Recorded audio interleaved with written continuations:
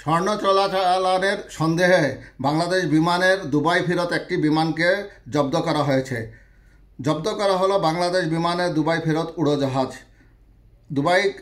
Dubai ফেরত বিমান বাংলাদেশ এয়ারলাইন্সের একটি উড়োজাহাজ চোরাচালানের সোনা বহনের অভিযোগে জব্দ করেছেন কাস্টমস গোয়েন্দা ও তদন্ত অধিদপ্তরের কর্মকর্তারা।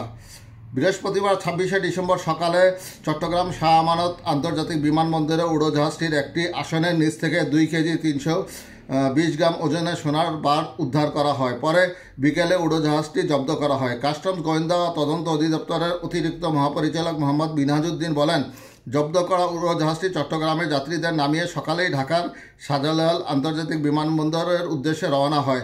বৃহস্পতিবার সকালে উড়োজাহাজটি সংযুক্ত আরব আমিরাত থেকে চট্টগ্রাম শাহ আমানত আন্তর্জাতিক বিমানবন্দরে অবতরণ করে। এই সময় জাতীয় নিরাপত্তা গোয়েন্দা সংস্থার NSI সহযোগিতায় এই উড়োজাহাজের 9 যে আসনের নিচ থেকে 2,60,00,000 টাকা মূল্যের 2 কেজি 330 গ্রাম ওজনের 20টি সোনার বার উদ্ধার করেন কাস্টমস গোয়েন্দা কর্মকর্তারা।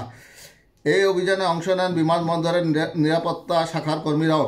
এই ঘটনায় ওই আসনের যাত্রী আতিয়া সামিয়াকেও গ্রেপ্তার করা হয়। তার বাড়ি রাজশাহীর বোয়ালিয়া থানা এলাকায়। তবে তার বিরুদ্ধে মামলা দায়ের প্রস্তুতি চলছে।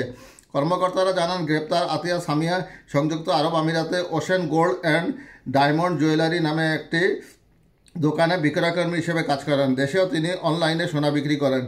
জব্দ করা বোয়িং 777ER মডেলের উড়োজাহাজটির মূল্য 1,000 কোটি টাকা দেখানো হয়েছে।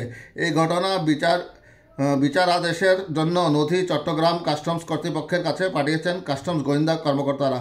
কাস্টমস গোয়েন্দা ও তদন্ত অধিদপ্তরের অতিরিক্ত মহাপরিচালক মোহাম্মদ মিনহাজউদ্দিন বলেন, চোরাচালানের পণ্য বহন করার অভিযোগে কাস্টমস আইন অনুযায়ী উড়োজাহাজটি জব্দ করা হয়েছে। এই ঘটনায় বিমান বাংলাদেশ এয়ারলাইন্সকেও জবাবদিহিতার আওতায় আনা হবে।